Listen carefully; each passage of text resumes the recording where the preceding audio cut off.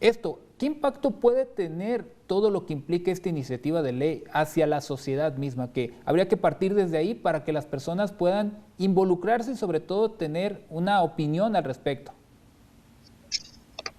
Buenos días, gracias por el espacio. Sí, definitivamente esta ley que pretende cambiarse a través de una iniciativa propuesta por el presidente López Obrador tiene implicaciones importantes para la vida de los mexicanos, principalmente en términos de bolsillo, o sea, nuestra capacidad de gasto en energéticos y también en nuestra salud por los contaminantes que pueden aumentar a raíz de los incentivos que se están poniendo en la industria de la energía eléctrica.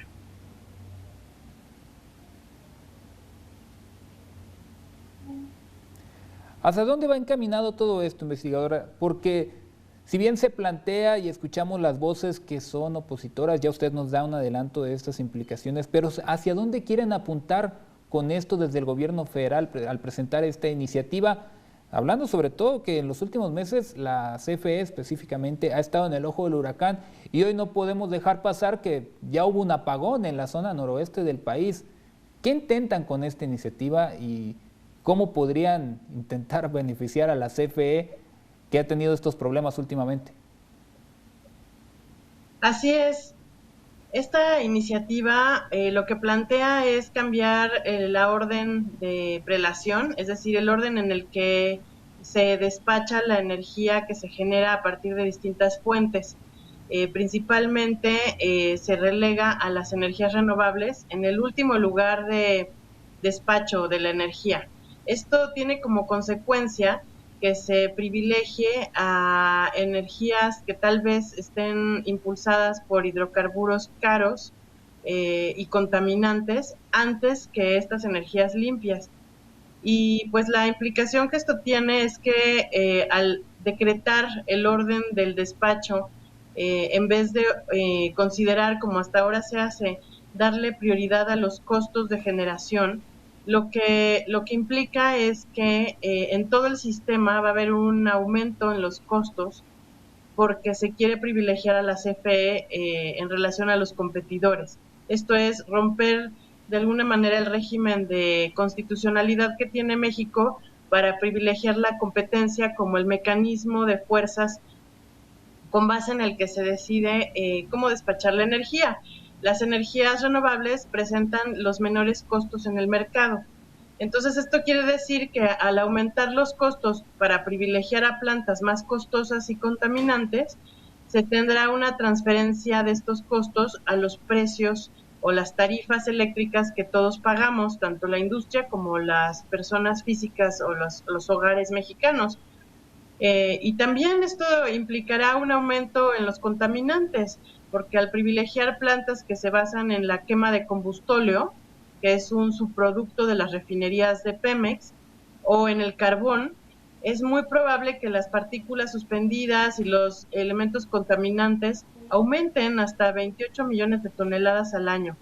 Esto podría causar un aumento también en enfermedades respiratorias y también una disminución en la inversión. Esto es que la expansión de las plantas renovables se vería disminuida para nosotros en México, alejándonos también de las tendencias mundiales que hay en otros países para migrar de energías contaminantes a energías pues renovables que no contaminan tanto la atmósfera.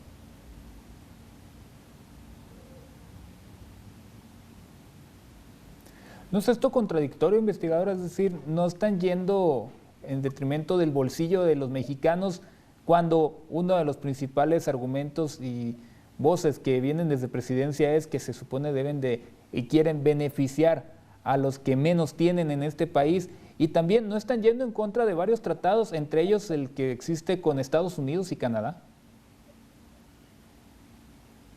Sí, de hecho es contradictorio. Es difícil comprender la lógica de esta iniciativa de ley, cuáles son los intereses detrás, porque sí se expresa en la exposición de motivos de la ley el interés de fortalecer a las empresas propiedad del Estado, equiparando a estas empresas con el pueblo de México.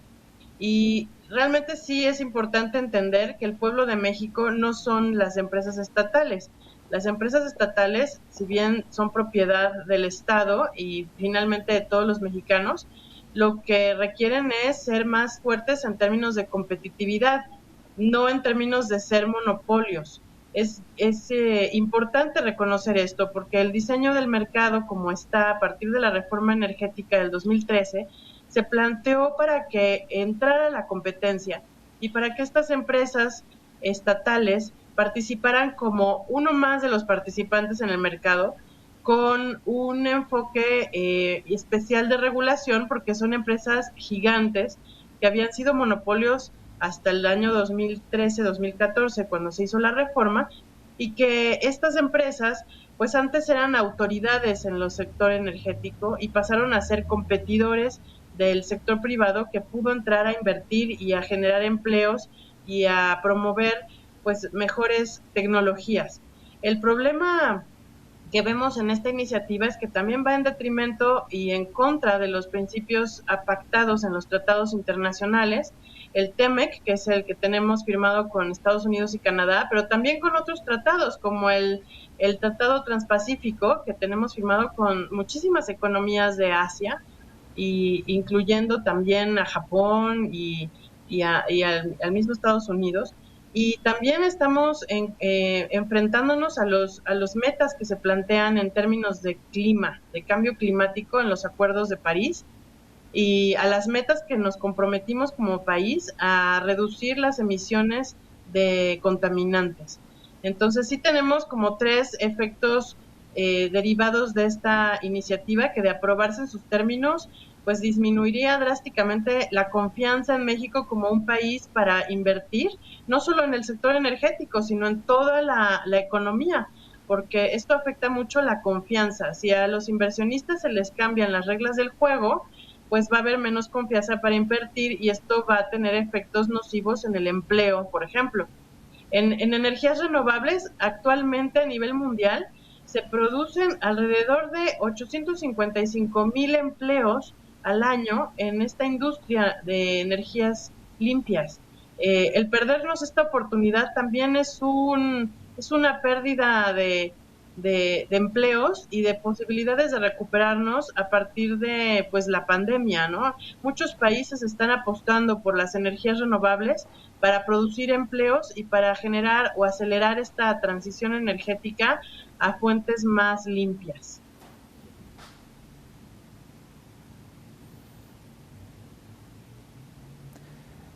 En lo que hemos llevado de este gobierno federal, y el historial nos lo demuestra, a Manuel Bartlett le han dado un trato preferencial. Con esta iniciativa no estaríamos viendo otra forma de beneficiarlo a él y a un grupo muy cerrado. Es decir, ¿alguien se puede enriquecer más con esta idea de la iniciativa? Es una pregunta muy interesante porque siempre que hay reformas a las leyes, hay grupos de interés involucrados. En el caso de la reforma de 2013, claramente los grupos de interés involucrados eran los inversionistas y los consumidores, puesto que la apuesta en ese entonces era aumentar la inversión, aumentar la capacidad productiva y generar empleos y bajar las tarifas. Esto no se logró del todo porque lo vemos los mexicanos, las tarifas eléctricas no han bajado completamente. Fue un compromiso que adquirió el gobierno de forma pues muy poco consciente quizá de los tiempos que iba a tomar la implementación de esta reforma. En ese entonces hubo grupos afectados por esa reforma, grupos que no les convenía la reforma. Y efectivamente, uno de los líderes que arropó a estos grupos de interés, pues fue Manuel Bartlett, hoy director de la Comisión Federal de Electricidad, y que también cabe decir que es consejero de Pemex, ¿no? No hay que olvidarlo, porque las dos empresas están vinculadas en una política que es pública, ¿no? El presidente la ha expresado innumerables veces, de hacer a Pemex una empresa más fuerte, produciendo gasolina de forma doméstica o interna más que importarla. Y esto tiene implicaciones en el sector eléctrico porque la producción de gasolina nos da mucho combustóleo que actualmente ya no se puede vender en el mercado internacional para alimentar a los buques, por ejemplo, al sector marítimo, puesto que es tan contaminante que las normas oficiales cambiaron. Esto tiene que ver con Manuel Bartlett porque al promover una producción interna muy alta de combustibles y de combustóleo, lo que se pretende en el sector eléctrico es alimentar a las plantas viejas y sucias de combustóleo para producir la electricidad. Esto trae beneficios ¿a quién? Pues a los grupos de interés que estuvieron afectados en el 2013 por la reforma energética. Uno de ellos pueden ser pues los grupos de empresarios carboníferos del norte del país, y también tenemos grupos de interés afectados en el nivel de sindicatos. Yo creo que ahí hay un tema importante, puesto que ese grupo de interés tan fuerte fue pues un poco despreciado por las autoridades anteriores, arropado por Manuel Bartlett y hoy privilegiado por la administración actual. Y pues a ese grupo de interés le interesa definitivamente el apostarle más a CFE que a las energías renovables que están en propiedad del sector privado. Entonces aquí sí vemos pues un choque de intereses que es necesario visibilizar, es necesario debatir en el Congreso de la Unión, puesto que nuestros representantes populares están ahí para defender los intereses de todos los mexicanos, no solamente de grupos de interés cerrados, como pueden ser estos grupos que acabo de ejemplificar.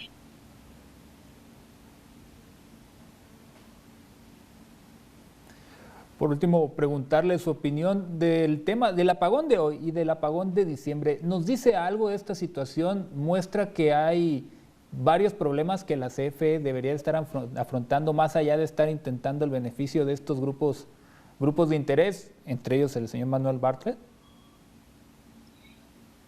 Bueno, el apagón que estamos presenciando el día de hoy es un apagón que viene generado por una corriente fría del Ártico, que afectó principalmente el estado de Texas, al ser un estado que tiene mucha infraestructura en gasoductos y que está conectada con nuestro país. Nosotros importamos mucho gas natural de este estado de Estados Unidos, y puesto que nuestras plantas de generación se alimentan en mucho de gas natural, pues tenemos este efecto como colateral de lo que está pasando en Estados Unidos.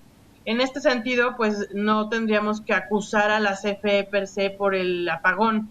Lo que sí podemos reflexionar es que en el orden de prioridades de México de inversión, y dado que CFE tiene un poder muy grande en el mercado y además tiene el monopolio ya dado por la Constitución de la transmisión y la distribución de energía eléctrica, CFE lo que podría hacer, en vez de estar batallando contra las energías renovables en el campo de la generación eléctrica, lo que sí se necesita es inversión en almacenamiento de energía. Y esto lo podemos ver con el apagón de hoy. México tiene un almacenamiento de energía prácticamente de cero. Entonces, lo que hacemos es que vivimos con la energía que tenemos disponible al momento. No tenemos una inversión en baterías o en una capacidad de almacenamiento que ya existe tecnológicamente. México necesita invertir en almacenamiento de energía para que se puedan compensar estos desniveles que a veces la naturaleza pues fuerza a la infraestructura a ceder su capacidad de transmisión de, en este caso, combustibles como es el gas natural para alimentar las plantas. Hay que ser pacientes. No tenemos ahorita la infraestructura necesaria para poder mitigar estos apagones.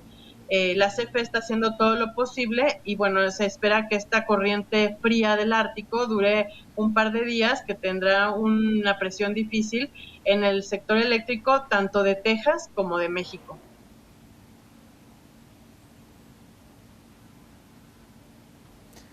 Le agradezco mucho que nos haya podido emplear y sobre todo explicar, porque ahora sí nos permite entender lo que sucedió realmente hoy por la mañana, porque el tuit que daba el Centro Nacional de lo del tema de la energía, pues no no quedaba muy claro, sobre todo para los que no tenemos entendimiento del sector. Y le agradezco mucho estos minutos que nos acaba de conceder y esperemos tener en próximas ocasiones. Le invito a tener más enlaces y ampliar más este tipo de información. Muchas gracias, excelente día y excelente semana.